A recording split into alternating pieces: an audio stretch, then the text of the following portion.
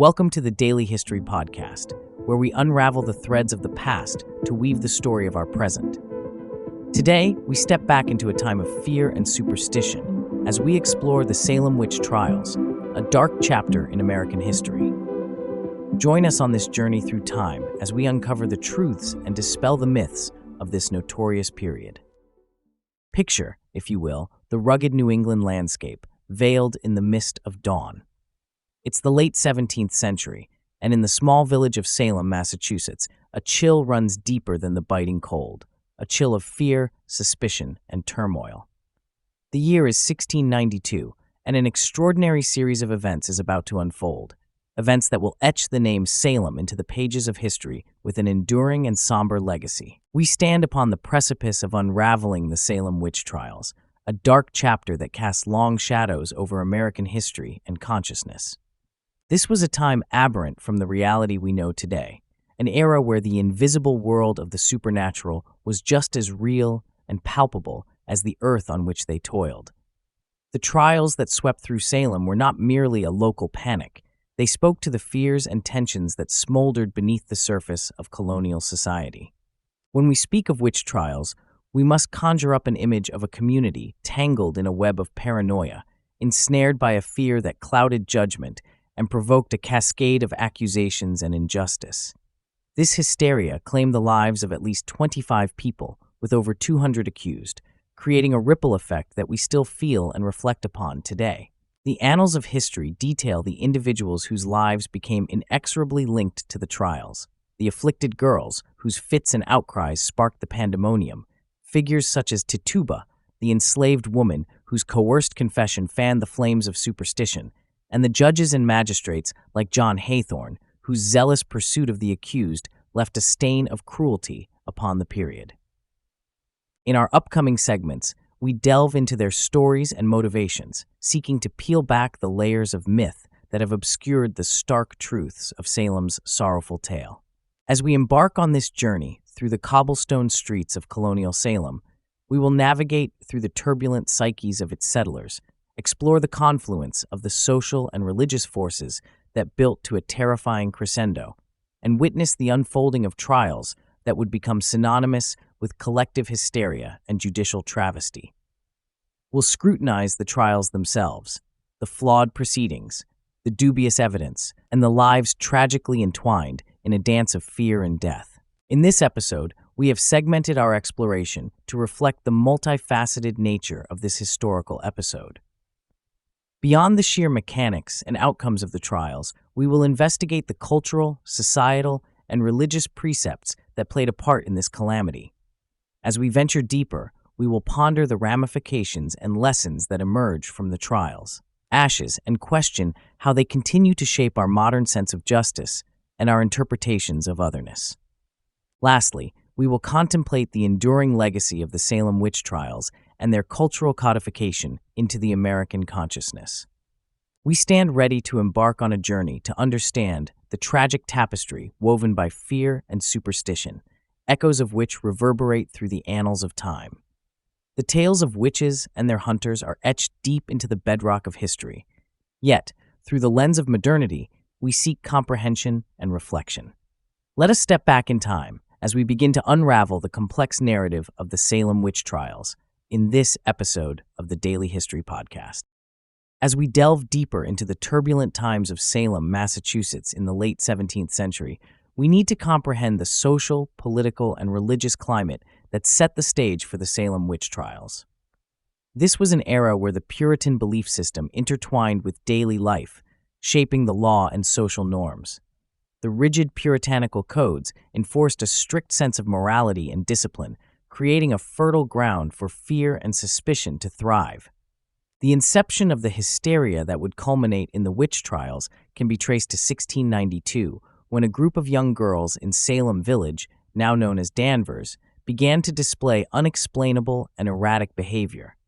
Claims of being pricked by pins and contorted into painful positions led to an outbreak of panic. The community, already rife with neighborly disputes and land arguments, was quick to seek a scapegoat. The finger was pointed at those who were perceived as social outcasts, or those who strayed from the stringent expectations of Puritan society.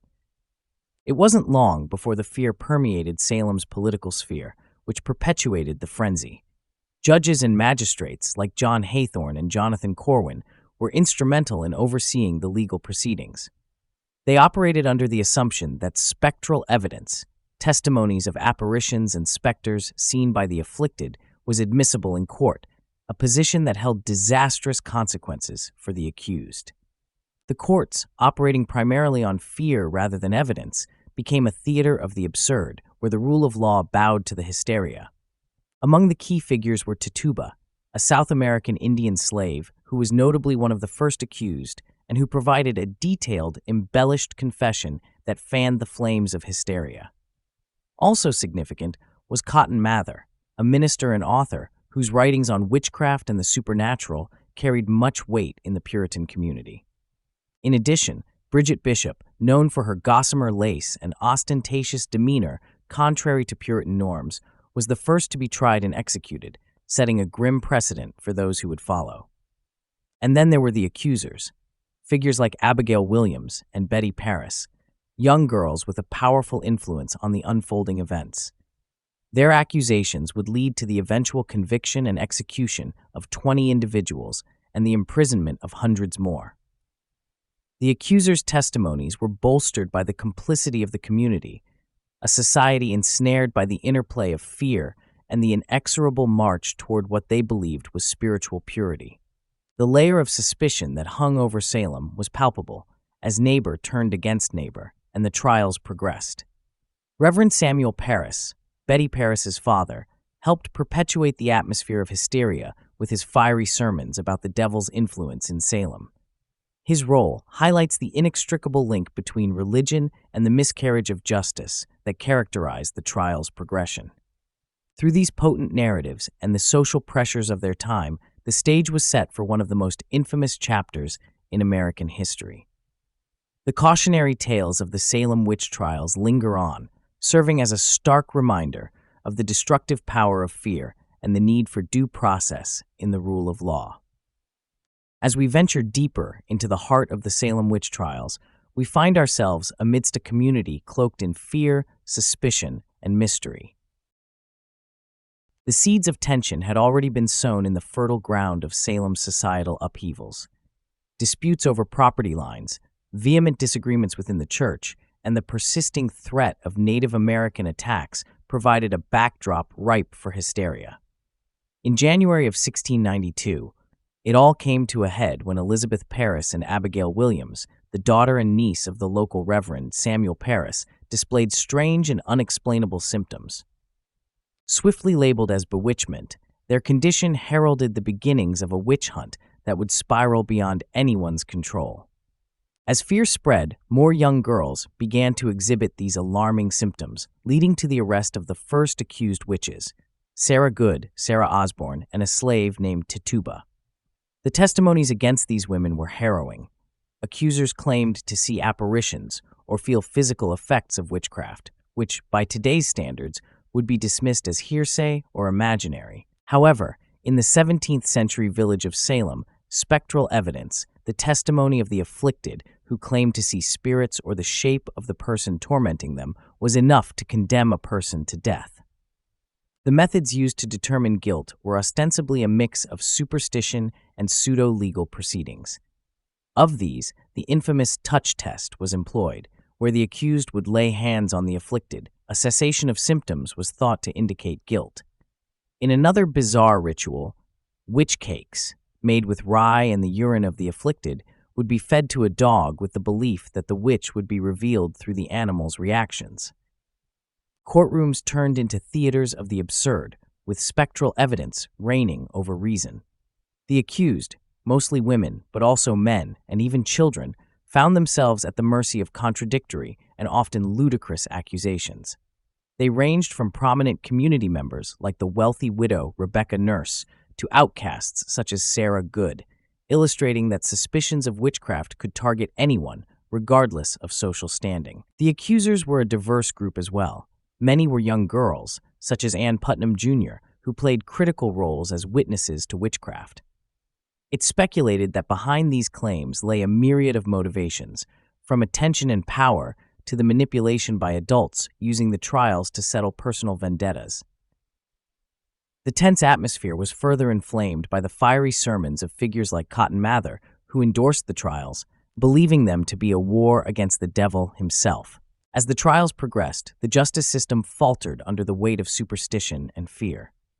Juries returned quick verdicts of guilty, most notably in the tragic case of Bridget Bishop, the first to be executed. Gallows Hill saw the deaths of many innocents, as hanging was the grim fate for those who stood accused, save for one, Giles Corey. Corey, an 81-year-old farmer, refused to stand trial, leading to his pressing to death, a grisly act intended to force a plea that never came. The tragic outcomes and sensational nature of the trial procedures were unprecedented in their time and have left a deep scar on the memory of a nation. It wasn't until much later, after the cessation of the trials and the release of those imprisoned, that the colonial government acknowledged the grave injustice that had occurred in Salem. The trials of 1692 became a cautionary tale, a stark reminder of the destructive power of paranoia and the critical need for due process and rationality in judicial proceedings. As we delve further into the fabric of 17th century Salem, we must grapple with the formidable influence of societal dynamics and the pervasive role of superstition. This was a community deeply entwined with the Puritan belief system, a belief system that painted the world as a battleground between good and evil, with the devil constantly at work to tempt and corrupt the faithful. Superstition wasn't an occasional whisper within Salem. It was a shout that reverberated through the cobblestone streets and the very walls of its dwellings. In the absence of modern science and Enlightenment thinking, which would flourish in centuries to come, the citizens of Salem were guided by a stringent religious dogma that left little room for dissent or debate. The puritanical lens through which they viewed their world was one that sought signs and manifestations of the divine will in everyday occurrences. Unexplained events, illnesses, deaths, or even bad fortunes were frequently attributed to the supernatural, to the doings of witches working among them. Thus, 1692 became a year not only marked in the calendar, but etched in infamy as neighbor turned against neighbor under the heavy shadow of suspicion. Imaginations ran rampant, and the hysteria that unfolded was as much a product of fear as it was of belief, a belief in the very real presence of witches and their compact with the devil as laid out in the Puritan cosmology. This fear was compounded by the isolation of the Massachusetts Bay Colony, both physically and ideologically, from what they perceived as a corrupt and decaying old world. In the face of this isolation, the strict community cohesion necessary for survival could also become the breeding ground for collective paranoia. As crops failed and disease spread, the need for a scapegoat became a desperate cry, a cry that culminated in the tragedy of the Salem Witch Trials. Today, it's crucial to question how modern society would respond in a comparable situation. While we may believe we have moved past such primal fears and knee-jerk reactions to the unexplained, the threads of superstition and fear are still woven into the fabric of contemporary society. The digital age has birthed its own brand of hysteria and misinformation that can spread even more swiftly than the rumors of witchcraft did in Salem. What is our current equivalent of the spectral evidence? In what ways do we still allow fear to trample reason and due process? It's a reflective mirror that asks us to remain vigilant, to protect the principles of evidence-based reasoning, and to commit to justice that is both blind and empathetic. As we leave behind the cobblestone streets of Salem, the flickering candlelight, and the overbearing sense of dread that hung over the village, we carry forward the lessons from this dark chapter. Those men and women who stood accused, often bewildered by the turn of fate that led them to the gallows, they remind us of the cost of superstition when it supersedes justice. They stand as spectral witnesses not just to their own time, but serve as a caution to ours, in our own hour, against the ever-present danger of falling prey to the shadow of fear. As the dust settled in the wake of the Salem Witch Trials, reflection began on the grim events that had unfolded.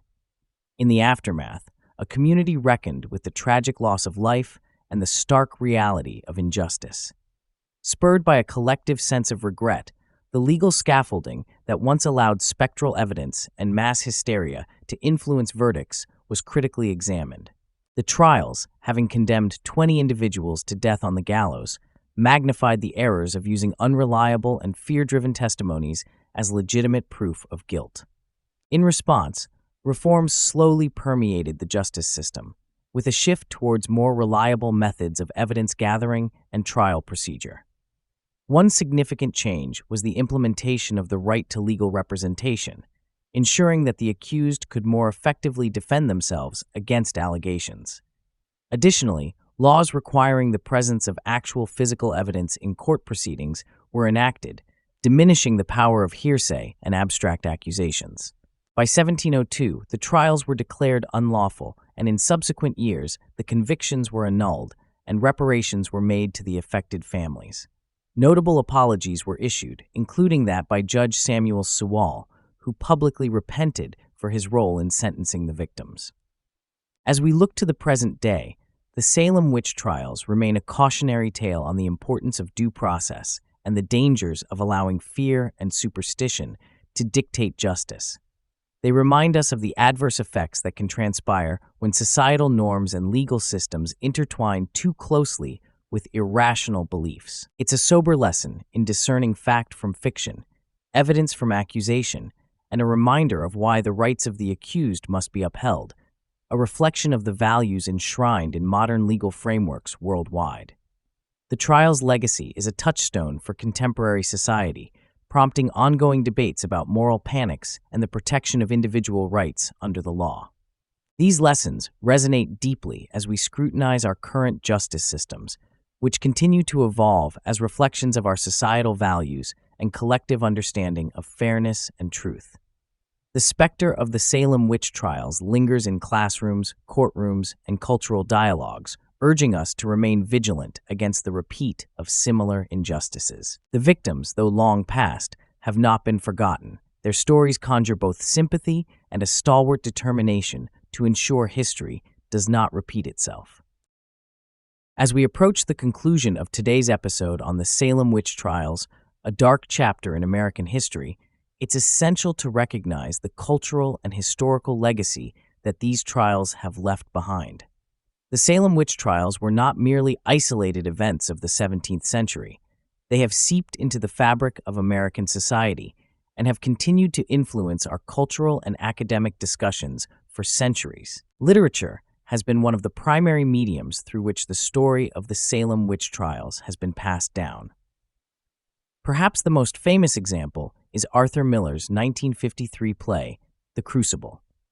Written during the rise of McCarthyism in the United States, Miller's work drew a stark parallel between the anti-communist witch hunts of his time and the literal witch hunts of Salem in 1692. The allegorical power of the play has ensured its place as a staple in American literature and theater, demonstrating the trial's enduring relevance. In film, the events of Salem have been depicted in numerous adaptations that often blend historical facts with the supernatural. The horror genre, in particular, has a penchant for returning to the imagery and themes of witchcraft that the trials are synonymous with.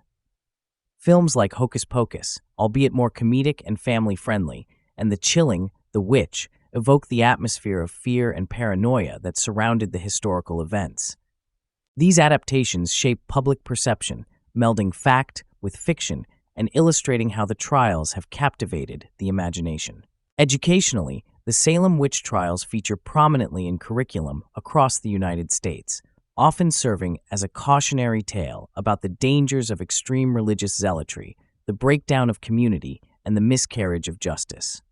By examining primary sources such as court records, letters, and diaries from the time, students grapple with the complex human dynamics that led to such a tragic outcome. The trials serve as a case study in the consequences of mass hysteria and the importance of due process in the legal system. The Salem Witch Trials have also left an indelible mark on the American collective memory. They remind us annually, especially around Halloween, of the thin line between societal norms and irrational fear. The town of Salem, Massachusetts itself has become a significant tourist attraction, with museums, historical sites, and memorials dedicated to those who were unjustly accused and executed. The trials have become a part of American history that prompts reflection on human rights and the essential nature of questioning authority. In summarizing the legacy of the Salem Witch Trials, we observe a multifaceted impact that extends beyond the horrific events of 1692. The trials serve as a mirror, reflecting various aspects of society, then and now. Their place in academia, as well as in popular culture, underlines the timeless nature of their story, a story that compels us to examine the darker parts of our history and learn from the past. With these reflections on the legacy of the Salem Witch Trials, we wrap up this segment, acknowledging the shadow they cast over American history and the light they shed on our understanding of justice, fear, and the human condition. As we continue to study and interpret these events, they undoubtedly will retain their power to fascinate, educate, and warn future generations. Thank you for joining us for another episode of the Daily History Podcast. As we close this chapter on the Salem Witch Trials, a dark chapter in American history, we invite you to continue the conversation. Subscribe to our channel, and if you have a moment, drop a comment below with your thoughts or suggestions for future episodes. Remember, the suggestion with the most likes will get a special spotlight in our upcoming discussions. We're grateful for your presence on this historical journey and look forward to unraveling more mysteries with you in the next episode.